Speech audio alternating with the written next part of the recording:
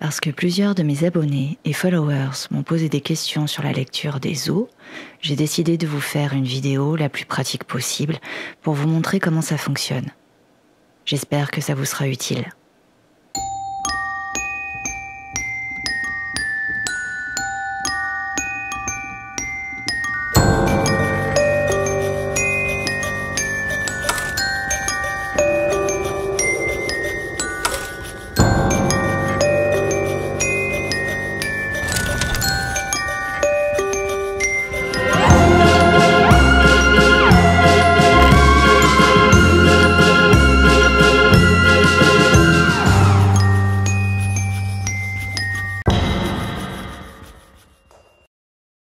Pour faire très court côté histoire, l'ostéomancie, ou de manière plus générale la cléromancie, est une méthode ancestrale de divination présente sur énormément de continents et qui aurait vu le jour du temps de la Grèce antique.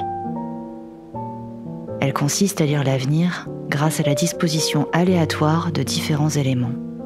Pour créer votre premier set, vous pouvez commencer par fouiller dans vos tiroirs et réunir des petites babioles, porte-clés, bijoux, charmes et autres petits objets aléatoires. Vous pouvez ajouter des os comme des coquillages trouvés dans la nature ou récupérés de vos repas, ainsi que des éléments végétaux et minéraux que vous aurez peut-être récoltés durant vos balades.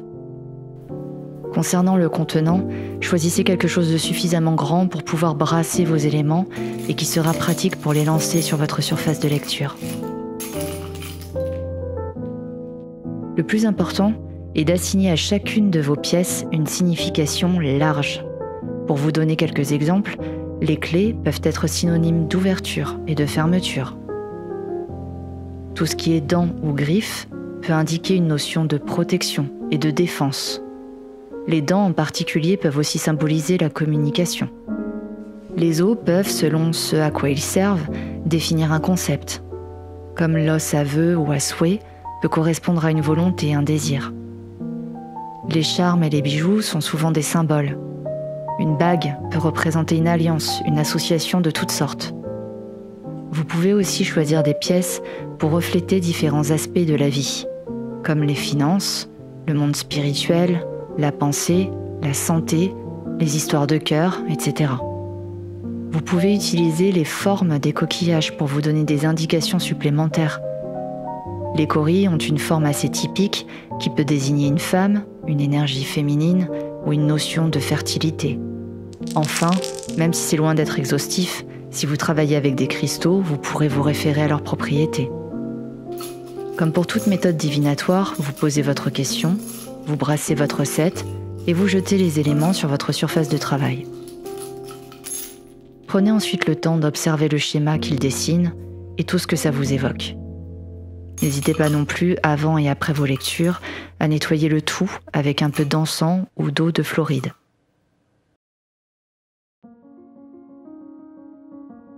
On se retrouve devant une configuration de lecture générale pour personne à proprement parler, simplement pour vous montrer comment je procède pour lire mon set.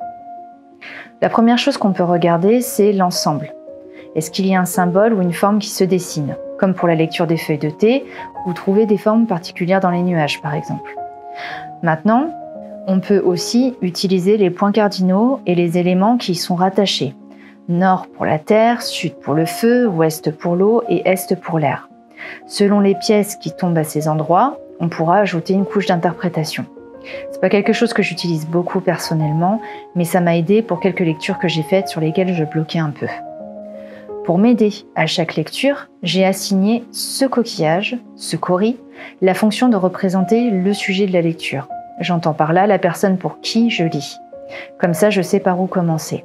Ça me donne une idée de la façon dont la personne se positionne par rapport aux événements, par exemple. Ici, mon sujet se trouve dans cette situation-là, et tout ce qui est à droite pourrait représenter son futur. Toutes les choses qui sont en train de se mettre en place dans les conditions actuelles.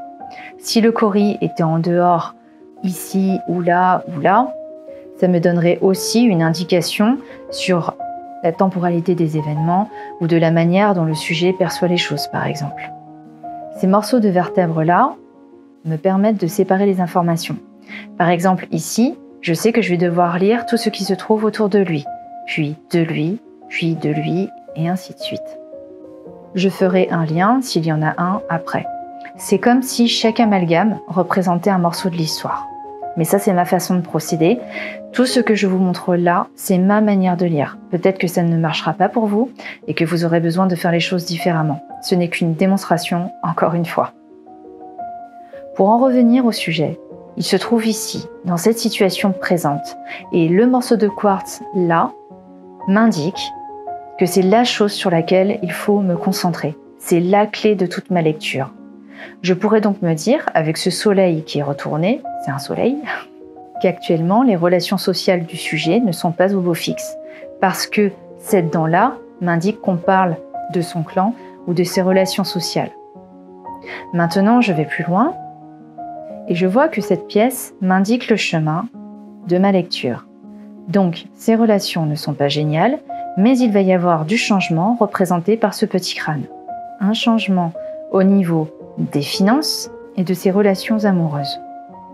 Je continue mon chemin et je tombe sur une notion de protection et plus loin de ruse et de sagesse symbolisée par ma racine de High John.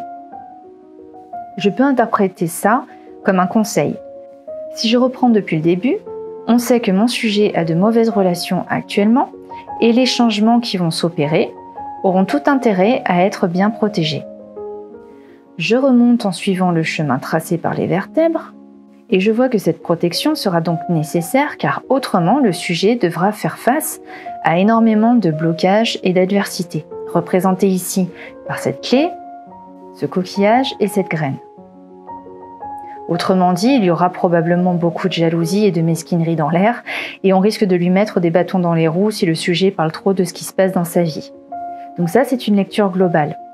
Maintenant, on peut ajouter des couches supplémentaires en regardant plus attentivement comment chaque pièce est disposée. Par exemple, cette patte d'alligator est posée sur le coquillage et la dent.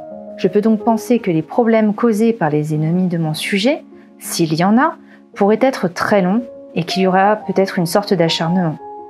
Si on regarde cette partie, on voit que le cœur est en dessous du reste, ce qui pourrait me faire penser que les changements attendus de ce côté ne se produiront qu'après les changements d'ordre financier. Vous pouvez aussi décider qu'une même pièce, selon qu'elle tombe d'un côté ou de l'autre, signifiera quelque chose de différent. Par exemple, ce marron, lorsque l'œil est en haut, la santé est bonne. S'il est en bas, des problèmes sont à envisager. L'idée, c'est vraiment de vous approprier votre set, de connaître la signification de toutes vos pièces et surtout de ne leur assigner que des idées, des concepts et pas une chose trop précise. Comme cet os représente pour moi les obstacles, les entraves. Le fait de rester large dans la signification vous permettra d'articuler plus facilement votre lecture. Et à partir de là, c'est votre intuition qui fera le reste. Ce type de lecture est véritablement instinctive. Il n'y a pas de code à part les vôtres. Il faut vraiment laisser parler vos tripes. Faire confiance à ce qui vous vient tout de suite. À mon sens, c'est le système de divination le plus pratique et le plus compréhensible, car il est très personnel. En plus, il est évolutif, selon les pièces que vous choisirez d'ajouter ou d'enlever selon vos besoins ou vos trouvailles. J'espère vous avoir éclairé sur cette méthode et peut-être vous avoir donné envie de vous y mettre si vous n'y aviez pas encore songé. Si ça vous intéresse, je donne une lecture générale tous les lundis à mes contributeurs sur Patreon et j'utilise régulièrement ce procédé pour le faire. Vous trouverez le lien en description. Merci beaucoup d'avoir regardé cette vidéo. À bientôt et en attendant, soyez sages.